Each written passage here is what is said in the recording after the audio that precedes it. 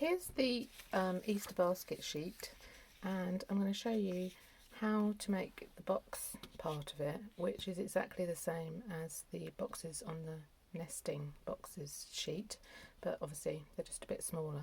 But I thought using the bigger box it'll be easier for you to see.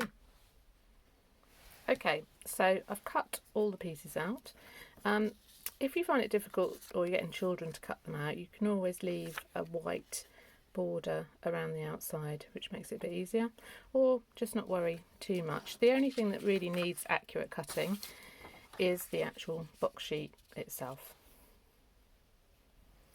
Your first job is to find the centre, and you can do this one of two ways. You can either fold it and crease it, and then fold and crease, but then obviously you end up with a creased cross in the middle of your paper, but you might not mind that. The other way is to just take a ruler and go corner to corner, like that, and then just with a pencil mark a line roughly halfway along, and then do the same opposite corners, and then you've got your centre point, and that's marked on the inside so nobody's going to see that. Then you just need to fold all the corners in,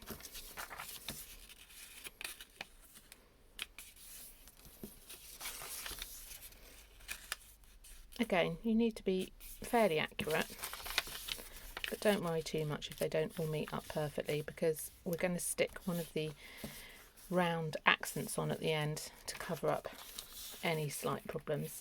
Right, so folded all the corners in, then you need to fold into the middle.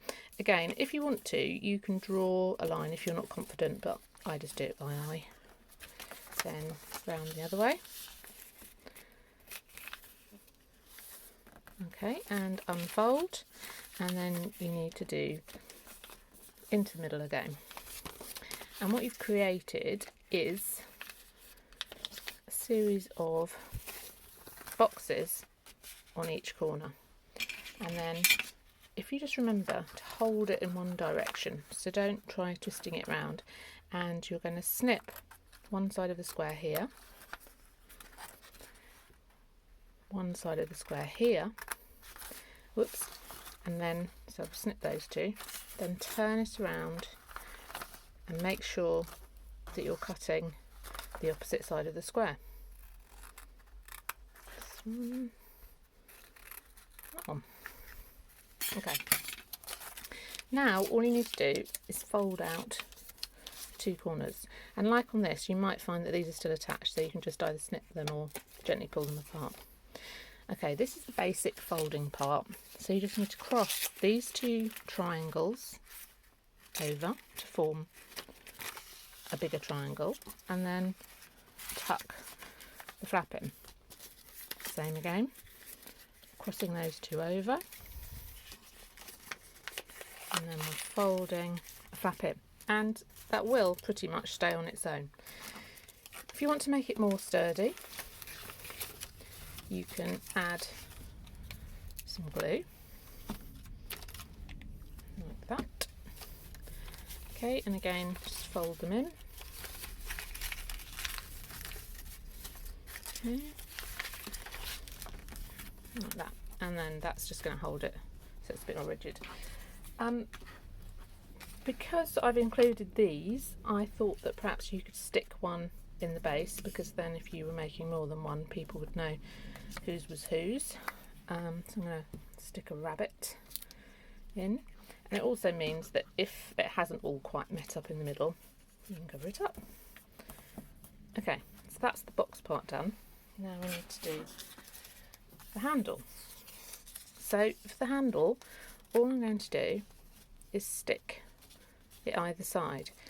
If you haven't got any glue, because obviously in these times you might not have any, you can always use, and this is the same for the base of the box, if you've got any sellotape, you can just make your own double-sided tape by cutting a short length, folding it over, and then you've got a little sticky pad that's sticky both sides, and you just attach that, oops, to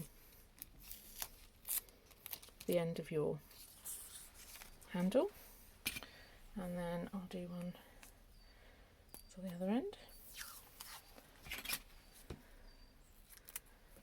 Okay, maybe use a bit less tape that time,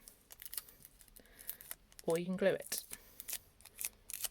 Right, okay, so again, it's up to you how far down you have the handle. If you have it halfway, you obviously get a longer handle. Just make sure that tape's covered up.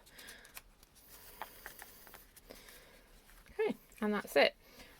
Also, I've included 3 little things that you can stick onto here if you want to cover up the fact that you've stuck the handles on, like that.